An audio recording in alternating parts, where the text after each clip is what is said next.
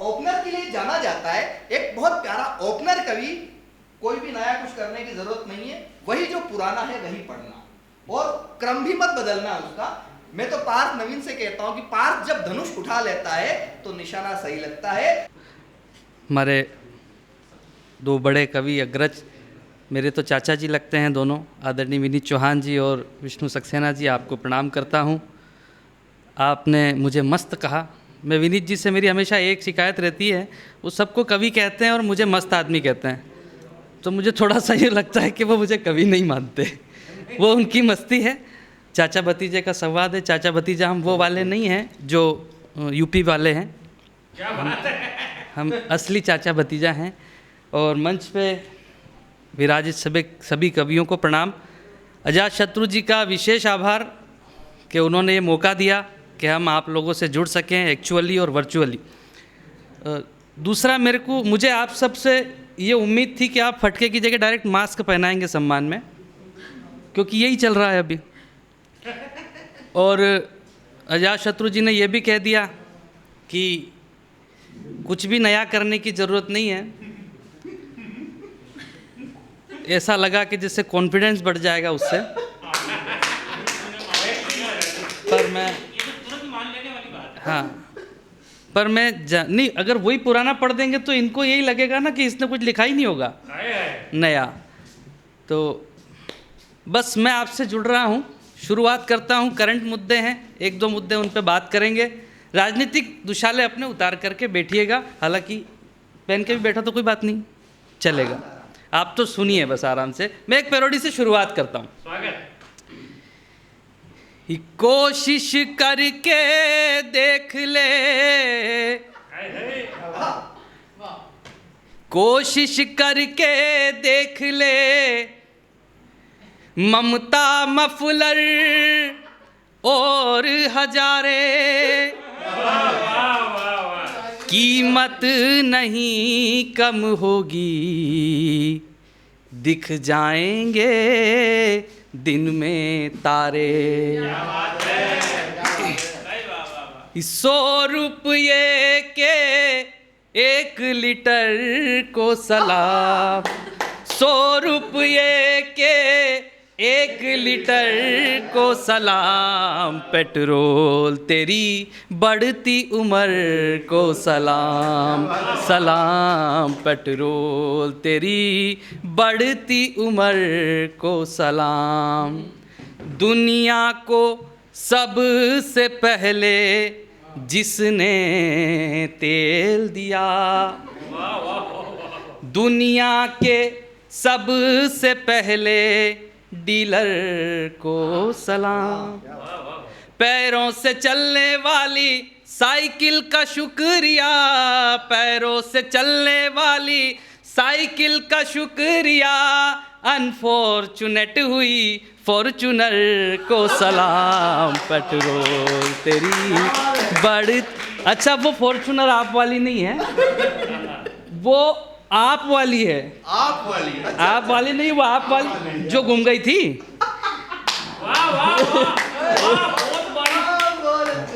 हालांकि इस देश में क्या है, देखो बारीक है, पर इस देश में तो है ना, अब ऐसे मोबाइलों का आविष्कार होना चाहिए, ऐसे मोबाइलों का आविष्कार होना चाहिए जिसमें 3 बार और बोलो और फ़ोन कट जाए,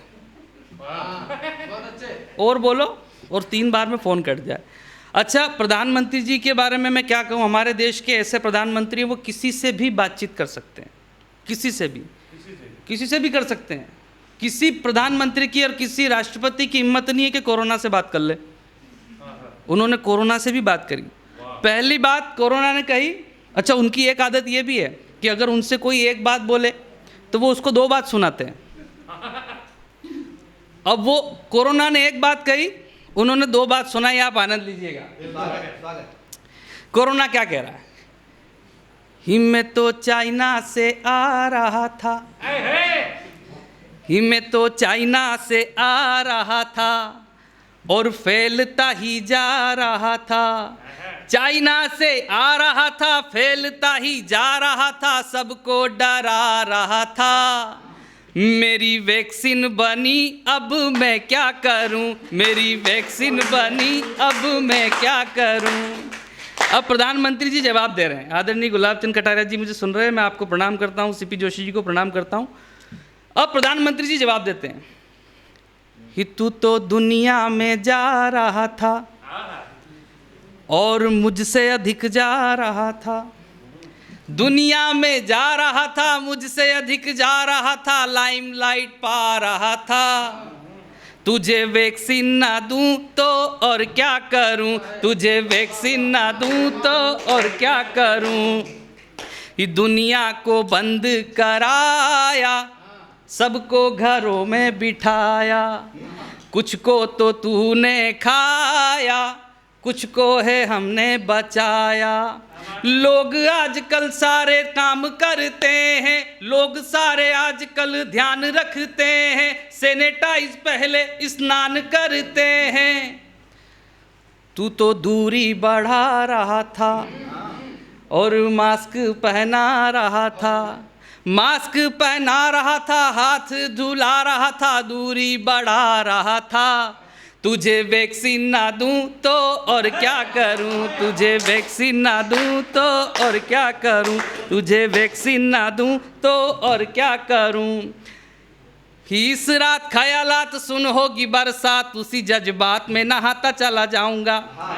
इस रात ख्यालात सुन होगी बरसात, उसी जज्बात में नहाता चला जाऊंगा। हृदय की लय पर होकर अभय यहाँ जय को उदय पर लाता चला जाऊंगा, जय को उदय पर लाता चला जाऊंगा। कलियों से डालियां, कविता से तालियां, जीजा जी से सालियां मिलाता चला जाऊंगा। और ऐसा सुनोगे तो ऐसा, वैसा सुनोगे तो वैसा, जैसा जैसा सुनोगे सुनाता चला जाऊंगा, जैसा जैसा सुनोगे सुनाता चला। हाँ ऐसे ही सुनिएगा, आप ताली वाली कोई ज़रूरत भी नहीं है। उसके कहने के बाद भी आप नहीं बजाओ तो फिर मैं क्या कर सकता हूँ। तो इस देश, अच्छा आज का मौसम इतना बढ़िया हो गया, कभी तो पता चलता है कि बारिश है, कभी लगता है गर्मी।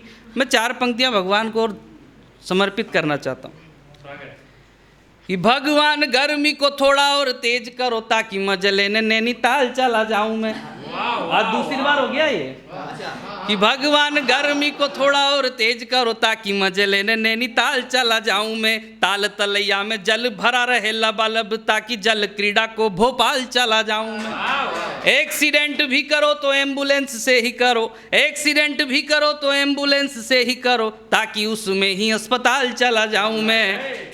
और पत्नी के सीवी दे दो, साली टनाटन देना ताकि बिना काम ससुराल चला जाऊं मैं, ताकि बिना काम ससुराल चला जाऊं।